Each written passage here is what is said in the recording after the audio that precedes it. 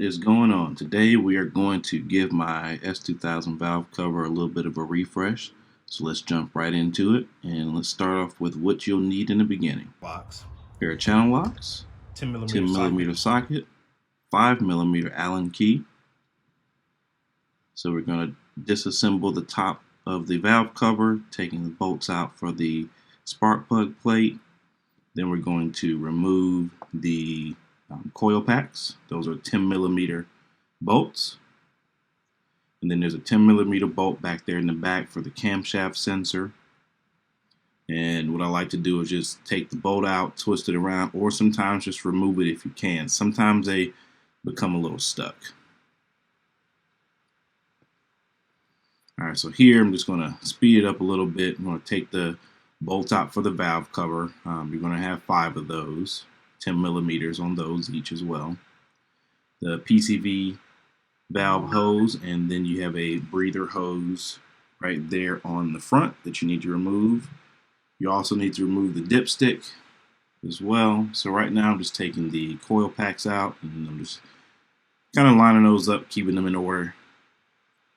Be careful with the clips. If your car is old, those clips can become brittle.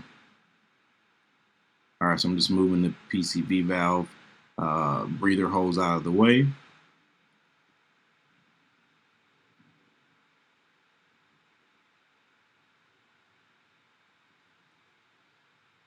Taking that bolt out in the back for the camshaft sensor.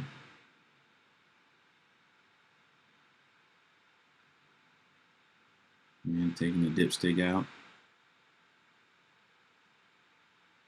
And I like to remove that cover right there for the fuel injectors, because sometimes it just gets in the way and it just helps with getting everything out. This is a 10mm bolt on the VTEC solenoid that I'm taking off because it holds the clip for this, the connector for this harness. It just makes it easier when it's out of the way that way.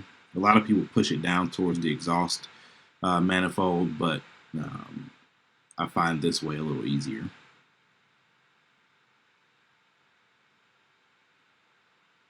So I used a pair of needle nose pliers to kind of grip the valve cover grommets as I'm taking them out. And then, as you can see me looking down there, I dropped one, so don't do that.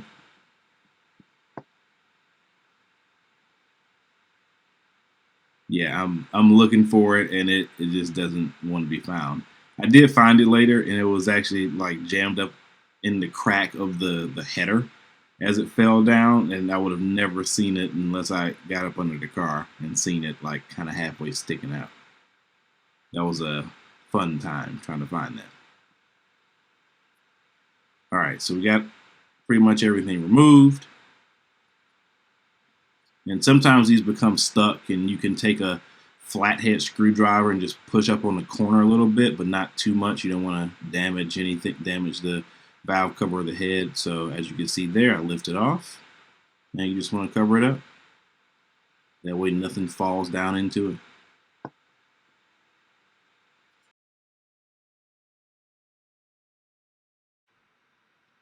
Alright, so this clip is me cleaning the valve cover. This was actually shot the day before because I just decided to take the valve cover off and clean it. But then the very next day I decided I wanted to paint it. So this is me actually cleaning it. I took some degreaser, sprayed it on, did this a few times. I agitated it with a soft bristle brush. You can use a boar hair brush, which probably would have been a little bit better because the bristles are a little stiffer, so it just gives you that much better cleaning action. And you can see here I cleaned inside and out. I did take the valve cover gasket off, the lip gasket. I didn't take the spark plug tube gaskets out yet, as I had new ones going in as well. So I just let that dwell for a minute, come back, agitate it, and then sprayed everything down. After that, I let it dry for a good while. You want to make sure this thing is good and dried, and make sure there's no residual water left in it before you put it back onto your engine. You don't want to introduce water into your oil. So Go ahead and let that dry for a while. You probably want to do this a few times. It took probably like 3 or 4 times for me doing this, and that's because that grease and stuff it is baked on there. It gets pretty warm in that engine bay. So you can see me just washing it off here and wash out the inside. Don't be afraid to wash the insides and stuff out. Once you remove the camshaft sensor and the PCV valve, there's really nothing else on there that is going to be damaged by spraying it down with water. So as you can see here, I did another cleaning here. So I just kept going with this until I got the desired result. Again, you'll probably have to do this multiple times.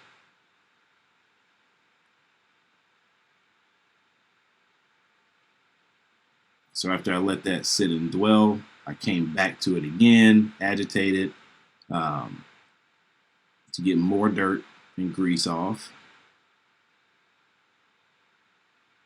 And I sat this on a piece of old like particle board. That way it's not just sitting on the ground. I didn't want to scrape up the bottom of the valve cover and mess up the groove for the gasket. All right, so here is actually the next day. I've actually cleaned it again, and then I used some aircraft paint remover to help speed up the paint removing process because it had chipped in various areas. I didn't want to spray on top of the paint that was there because I didn't know how good the adhesion was going to be. So I used the aircraft stripper, let it sit for a minute. It's supposed to let it sit for about 45 minutes. I don't know if it was maybe the batch that I've got or what, but it didn't strip as good as I thought it was going to strip in the beginning. And for some reason, I used the aerosol cans before, and they seem to strip much better. Maybe it's the way that it atomizes when it comes out, and it just does a better job that way. What I had was the brush-on version of the stripper, which to me, I don't know, for some reason it didn't do as well as I was hoping. And you can see here I'm brushing that on. It goes on kind of thick, and I think you have to use quite a bit of it to let sit because it does dry. And that's one of the other things about this particular brand here. I've used other brands that didn't do this, but this particular one here did.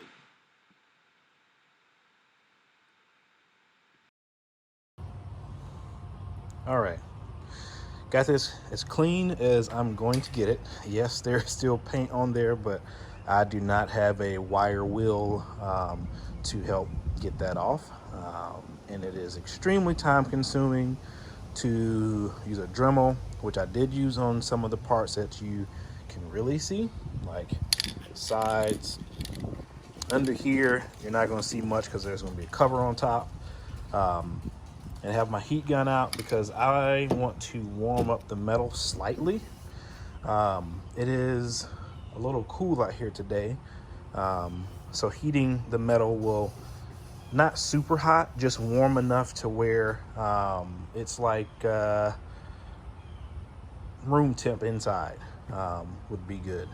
That way it help the adhesion for the paint. So I'm going to go ahead and move this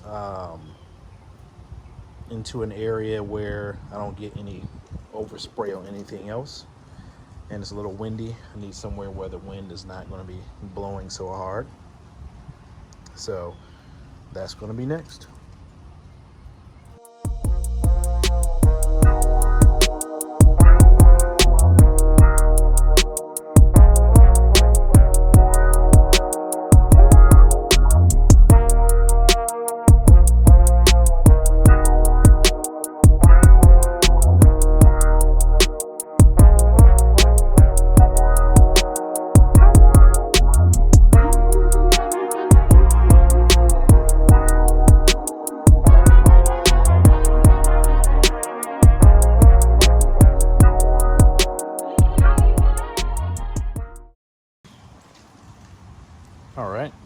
we are done painting. It is currently drying, so it needs to dry for 2 hours according to the directions. This is my first attempt at doing this, so we're going to see how good this dries. What you didn't see on camera is how I messed it up the first time. Sprayed way too much on it and it started to run and it looked very bad. So we are going to let this dry. This time I did not lay it on as thick and gave it a little more time between coats. So it doesn't look wrinkly now, but once it starts to dry, that's when you actually see the finish and the texture actually come through. So we're going to let that dry for 2 hours and see what we have at the end.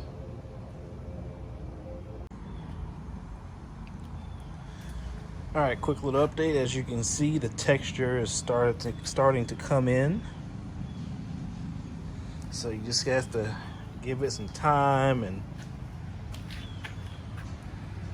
you'll start to see things take shape. Side still needs to dry a little more. There's about 4 coats on here, 4 to 5 coats. So it's starting to look really good.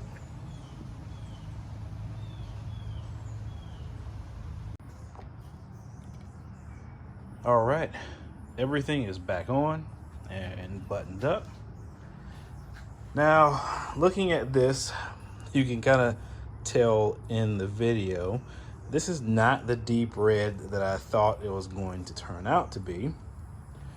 Instead, it's more of an orangey red, which isn't terrible, just not the red that it was supposed to be, or the red I thought it was supposed to be.